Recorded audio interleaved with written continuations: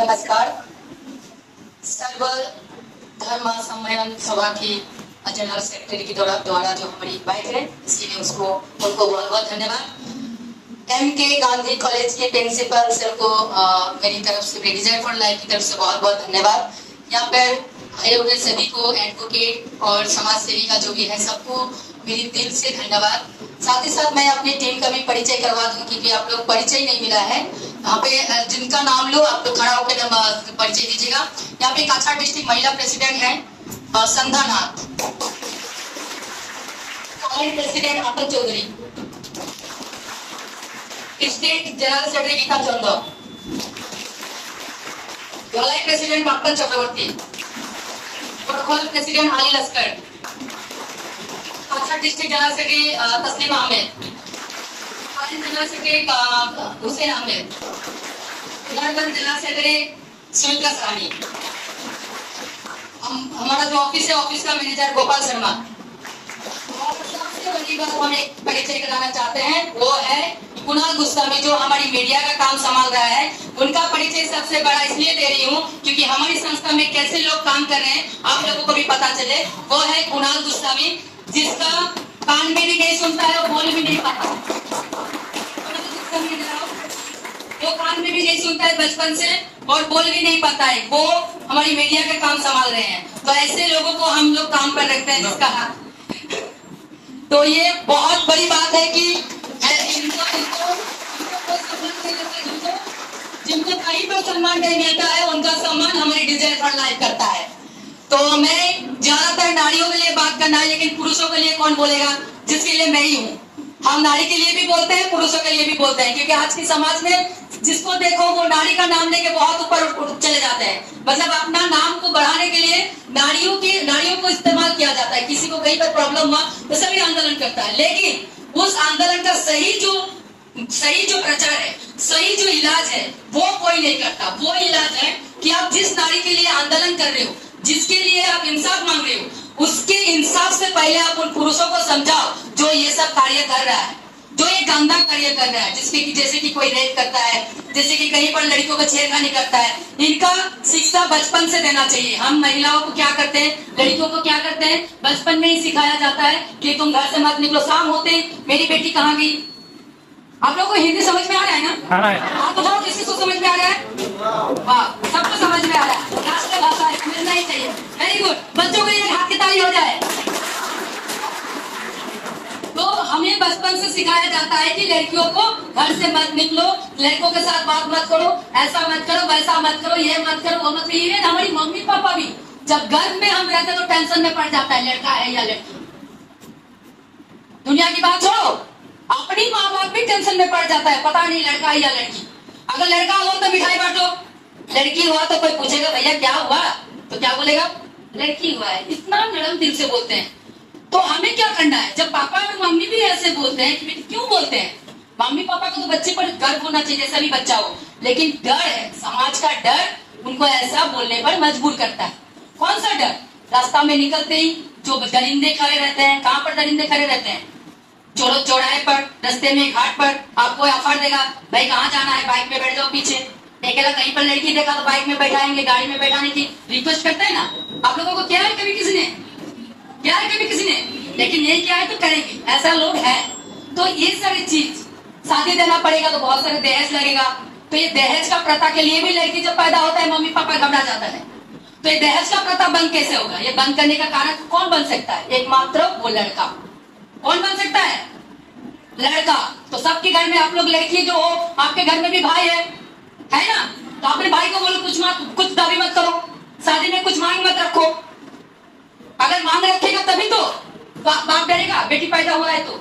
इसीलिए हमें क्या करना है, आज के दिन में मैं देखती हूँ, मैं जो कर रही हूँ, लड़कियों को हाथ काट देता है। एक 23 साल की लड़की, शादी हुआ, 2 बच्चे लेकर, उसका डिवोर्स हो गया। डिवोर्स भी नहीं हुआ, लड़का बोल रहा है कि मैं तुमको छोड़ूंगी भी नहीं और कुछ दूंगी भी नहीं, खर्चा भी नहीं दे रहा है। लड़का के पास पैसा की कमी नहीं हो तो केस करेगा, एडवोकेट यही पे उनको पता है, क्योंकि पैसा के बगैर तो कोर्ट चलता नहीं है, एडवोकेट काम नहीं करेंगे। सही है कि नहीं? तो लड़का जो है उनके पास पैसा है तो केस रहेगा, लेकिन लड़की के पास पैसा नहीं है। मम्मी पापा के घर में भी जाकर शादी के बाद सम्मान नहीं मिलता है। माँ बाप ने सम्मान से रख भी दिया, लेकिन भाई और भाई की बीवी क्या करेगा, ससुराल में जाकर टिक नहीं पाया, आकर फिर यहाँ पर पड़ा हुआ है। तो ये सारी चीज अगर नहीं सुनना है तो इसके लिए क्या करना है?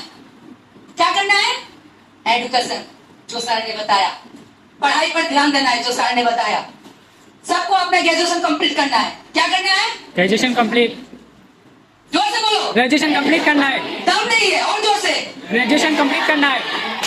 लेकिन ये ग्रेजुएशन कंप्लीट तब होगा, आप लोग कॉलेज में ग्रेजुएशन कंप्लीट करेंगे, स्कूल कॉलेज में कंप्लीट करेंगे, लेकिन माँ बाप को सम्मान नहीं करेंगे तो वो कलम रहेंगे। अगर माँ बाप की बात नहीं मानोगे तो वो कलम रहोगे। इस पढ़ाई का कोई वैल्यू नहीं है। अनपढ़ अगर माँ बाप को सम्मान करता है तो भारत का प्रधानमंत्री भी बन सकता है, क्योंकि आशीर्वादी माँ बाप का आशीर्वादी आपको ग्रेजुएशन कंप्लीट को भी फेल करवा देगा। आज के दिन में क्या होता है, 2 दिन के प्यार में लड़की जान दे देता है, लड़का भी जान दे देता है। माँ बाप के लिए आज तक नहीं सुना किसी ने जान दिया। सुनाओ, किसी ने सुना हो अभी तक नहीं कि मेरी माँ बाप ने मुझे निकाल दिया, या फिर मेरे माँ बाप निकल गया, हमें छोड़ के तो हम मर जाएंगे, हम सुसाइड कर लेंगे? आज तक किसी ने सुना नहीं। लेकिन एक लड़की अगर 4 दिन के प्यार के चक्कर में छोड़ दिया तो लड़का सुसाइड कर लिया, लड़का अगर छोड़ दिया तो लड़की सुसाइड कर लिया। ये सब ढोंग है ये। वही एक लाइन गाना है ना, साथ तो छाड़ा बंधु बांधव काछे आसे ना, बेंगली है। साथ तो छाड़ा बंधु बांधव काछे आसे ना, बिना स्वार्थे दुनिया केउ भालोबासे ना, स्वार्थ ছাড়া ভালোবাসে শুধুই আমার মা, स्वार्थ ছাড়া ভালোবাসে শুধুই আমার। तो और एक लाइन हो जाए इसी गाने पर, आप लोग समझ जाओगे। ওতে মাটি আর খড়খড়া দিয়ে মাটির মূর্তি গড়ে, লক্ষ টাকার মজুরি নেই মূর্তির কারিগরে, মা আমার সুন্দর দেহ তৈরি করেও মূল্য চাইলো না, মা আমার সুন্দর দেহ তৈরি করেও মূল্য চাইলো না, স্বার্থ ছাড়া ভালোবাসে, ছাড়া ভালোবাসে। তাহলে किसको कौन प्यार करता है सबसे ज्यादा? माँ बाप। कैसे? जब आप बचपन में छोटे जब रहते हो तो आप अगर सुसु भी कर देते हो तो आपको दूसरे साइड में लेके मम्मी उस गीले में सोते हैं। खाना खा रहा है मम्मी, पोटी कर दिया, पापा बोलेगा पोटी कर दिया, लेकिन पापा भी साफ नहीं करता है, मम्मी करता है ना। तो जब आप लोग किसी दूसरे की 4 दिन के प्यार के चक्कर में माँ बाप की मान और सम्मान को धज्जियां उड़ाकर जब किसी के साथ निकल लेते हो तो 35 टुकड़े में पाए जाते हो। पता है 35 टुकड़ा किसका हुआ था? नहीं, 35 टुकड़ा दिल्ली का, और जो दिल्ली का जो केस आपको मैंने न्यूज में देखा है, हाँ क्या नाम? मम्मी का तो कलकत्ता का, नहीं ये दिल्ली वाला बोल रही हूँ। लड़के के साथ भाग गया था, मम्मी पापा ने काफी कोशिश किया कि वो लड़का अच्छा नहीं है। लड़की हिंदू था, लड़का मुस्लिम था, लेकिन मम्मी पापा ने बोला कि वो लड़का अच्छा नहीं है, लेकिन मम्मी पापा का बात नहीं सुना। मुंबई में कुछ दिन तक अपने फ्लैट में रहा, और इसके बाद मुंबई में जब मम्मी पापा गया उनको लाने के लिए तो वहां से भागकर दिल्ली आ गया।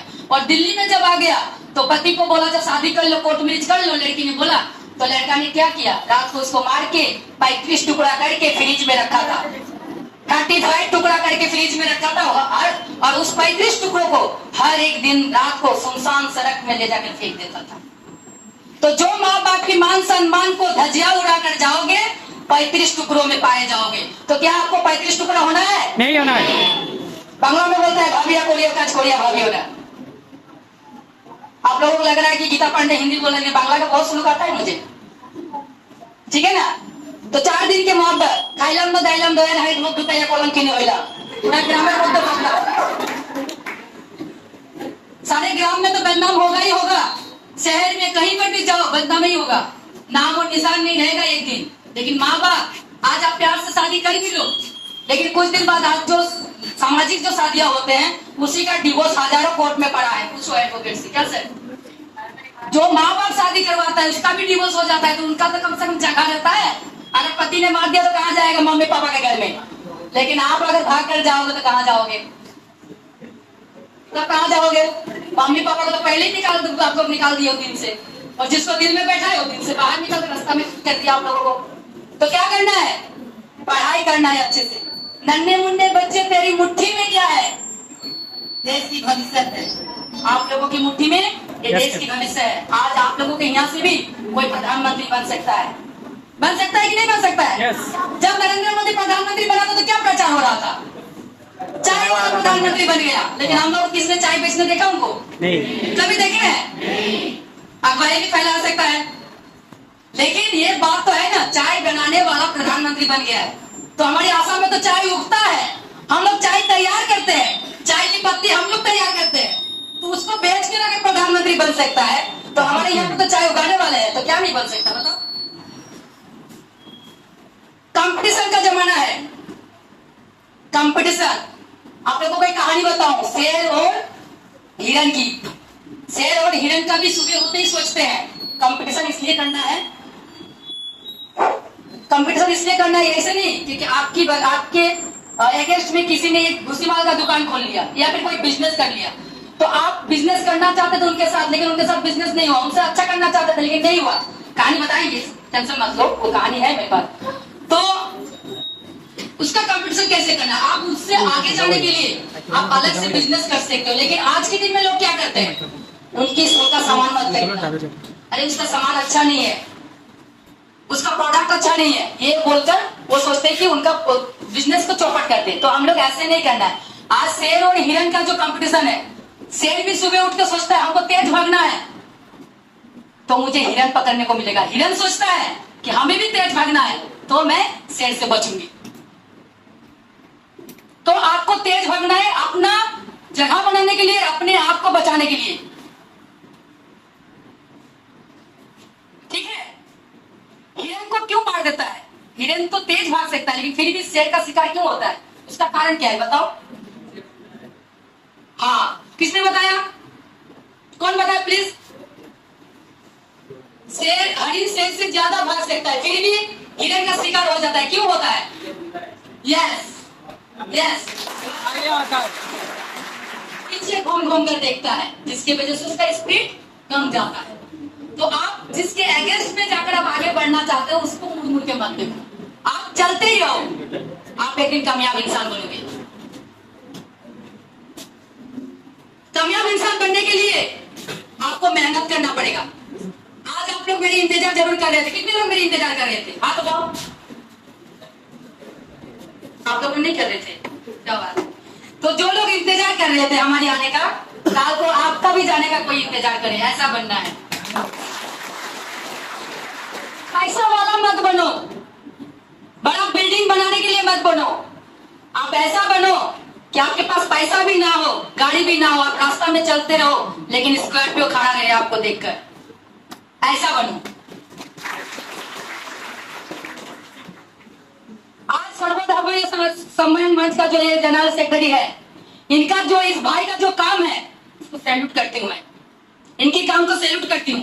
और इनका काम जो है सब धर्मों को लेकर, इंसानियत है सबसे पहला धर्म है इंसान का, इंसानियत है सबसे पहला धर्म ये इंसान का, इसके बाद ही पन्ना खोलो गीता और कुरान का।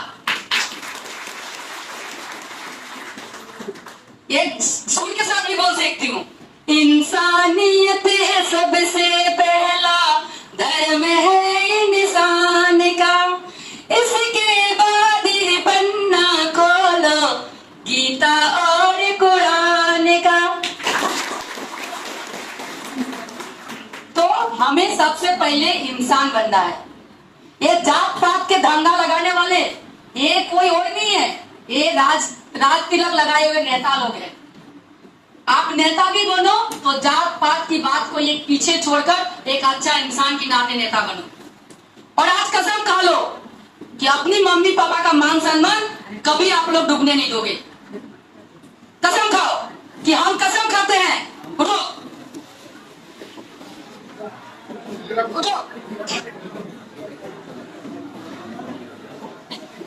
हम कसम खाते हैं, हम कसम खाते हैं अपनी माता पिता, हमारी स्कूल की गुरुजन, हमारी गांव की सब बड़ी मुरब्बी सम्मानीय व्यक्ति वर्ग, किसी की मान सम्मान को हम ठेस नहीं पहुंचाएंगे।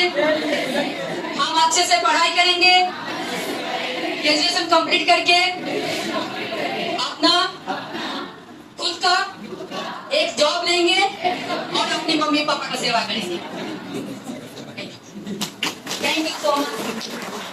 और समय बहुत कम है, बोलना बहुत ज्यादा है। मैं बोलने लगूंगी तो मुंबई, पंजाब, दिल्ली भी मेरा सुनने के लिए तैयार बैठे रहते हैं।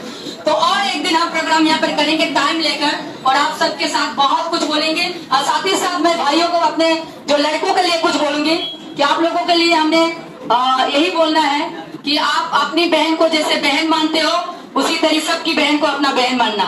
तो आप लोग बोलो कि सबकी बहन मेरी बहन, सबकी बहन, सबकी बहन। लड़कों के लिए हाथ ताली हो जाए, आप सबके लिए एक हाथ ताली हो जाए, प्रिंसिपल सर के लिए एक हाथ ताली हो जाए, के लिए एक हाथ ताली हो जाए। और सबसे लास्ट में एक बोलूंगी कि हमारी all India design for life के लिए एक हाथ ताली हो जाए। ताकि हमारी जो एडवोकेट है उनके लिए भी एक हाथ ताली हो जाए। और एडवोकेट को मैं यही रिक्वेस्ट करूंगी कि कोई गरीब का केस आए तो बिना पैसा में लड़े। Thank you so much, thank you so much.